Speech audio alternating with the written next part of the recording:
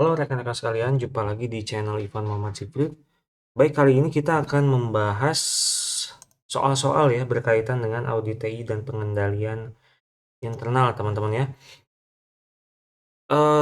Langsung aja, jadi untuk yang soal nomor 1, seorang auditor TI menemukan bahwa organisasi memiliki kontrol akses yang lemah pada sistem kritisnya. Apa rekomendasi yang paling tepat yang harus diberikan auditor untuk meningkatkan kontrol tersebut gitu ya. Nah, jawabannya adalah menerapkan autentikasi multifaktor untuk semua pengguna, teman-teman ya. Autentikasi multifaktor adalah langkah penting, teman-teman, untuk memastikan hanya pengguna yang berwenang dapat mengakses sistem, mengurangi risiko akses tidak sah. Kemudian lanjut ke soal nomor 2, teman-teman. Dalam proses audit TI, auditor menemukan ketidaksesuaian antara kebijakan keamanan informasi dengan implementasi teknis di lapangan. Apa langkah awal yang harus dilakukan oleh auditor? Yang paling tepat adalah jawabannya adalah C ya, mengidentifikasi akar penyebab ketidaksesuaian tersebut, teman-teman ya.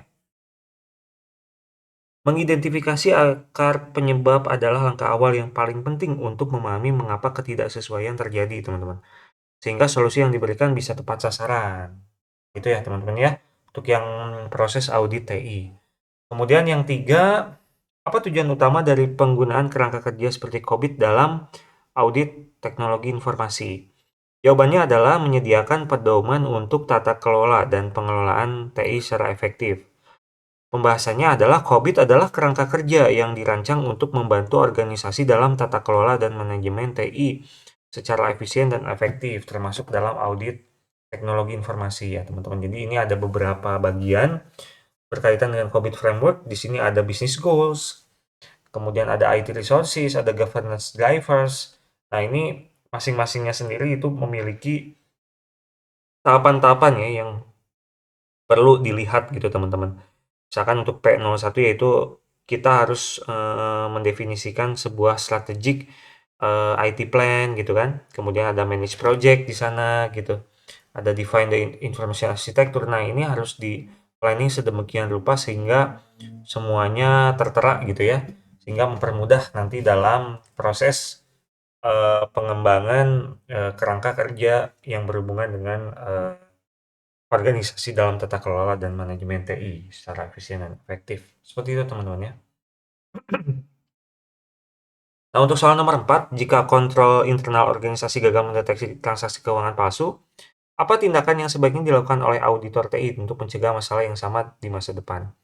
Jawabannya yang paling tepat adalah menambahkan langkah otorisasi dalam sistem transaksi ya. Menambahkan langkah otorisasi dapat mencegah transaksi palsu dengan memastikan semua transaksi diverifikasi oleh pihak yang berwenang ya. Jadi menambahkan satu layer tambahan security di sana teman-teman ya. Kemudian soal nomor 5, teman-teman, dalam pengendalian internal berbasis teknologi, apa risiko utama jika tidak ada segregasi tugas atau pemisahan tugas dalam tim pengelola sistem informasi? Jawabannya adalah C, teman-teman ya. Kemungkinan terjadinya penyalahgunaan akses oleh satu individu. Sehingga tanpa pemisahan tugas, satu individu memiliki kontrol penuh atas sistem yang meningkatkan risiko penyalahgunaan akses dan tindakan tidak etis. Seperti itu teman-teman ya. Jadi harus dibagi-bagi gitu ya untuk roles-nya sendiri. Kemudian soal nomor 6, sebuah perusahaan menggunakan data analitik untuk mendukung audit TI. Namun hasil analitik seringkali tidak sesuai dengan fakta di lapangan. Apa penyebab yang paling mungkin? Jawabannya adalah A, teman-teman. Data yang tidak valid atau tidak lengkap menghasilkan analisis yang salah. Sehingga fakta di lapangan tidak sesuai dengan hasil analitik. Sehingga data yang dianalisis dianggapnya tidak valid atau tidak lengkap ya. Kita lanjut ke soal nomor 7, teman-teman. Apa indikator paling penting bahwa kontrol TI organisasi berjalan secara efektif? Jawabannya adalah B, yaitu hasil audit menunjukkan kepatuhan terhadap kebijakan dan prosedur ya. Jadi harus on plan gitu ya teman-teman ya. Di mana kepatuhan terhadap kebijakan dan prosedur yang ditemukan dalam audit adalah indikator bahwa kontrol TI dijalankan secara efektif. Seperti itu teman-teman ya. Kemudian ada soal nomor 8, auditor TI menemukan bahwa log aktivitas sistem tidak pernah diperiksa oleh manajemen. Risiko apa yang paling mungkin terjadi? Jawabannya adalah pelanggaran keamanan tidak terdeteksi ya. Jadi log itu merupakan catatan teman-teman siapa yang pernah mengakses, kemudian akses apa saja itu ada di lognya ya. Pembahasannya adalah log aktivitas sistem adalah alat penting untuk mendeteksi pelanggaran keamanan. Jika log tidak diperiksa, insiden keamanan bisa terjadi tanpa diketahui. Seperti itu, teman-teman. Kemudian soal nomor 9, teman-teman, dalam audit keamanan cyber ditemukan bahwa data penting tidak dienkripsi selama transmisi. Apa langkah mitigasi terbaik? Jawabannya adalah B, menerapkan protokol enkripsi seperti TLS ya. Di mana protokol enkripsi seperti TLS memastikan bahwa data tetap aman selama transmisi dengan melindunginya dari akses tidak sah.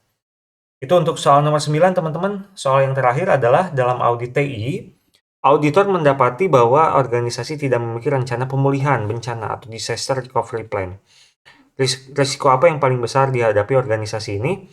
Yaitu A ya teman-teman ya, hilangnya data sensitif secara permanen. Tanpa rencana pemulihan bencana, organisasi beresiko kehilangan data penting secara permanen jika terjadi insiden besar, seperti bencana alam atau serangan cyber. Baik, mungkin dari aku itu dulu teman-teman. Kalau misalkan ada pertanyaan, silahkan tanyakan di kolom komentar teman-teman.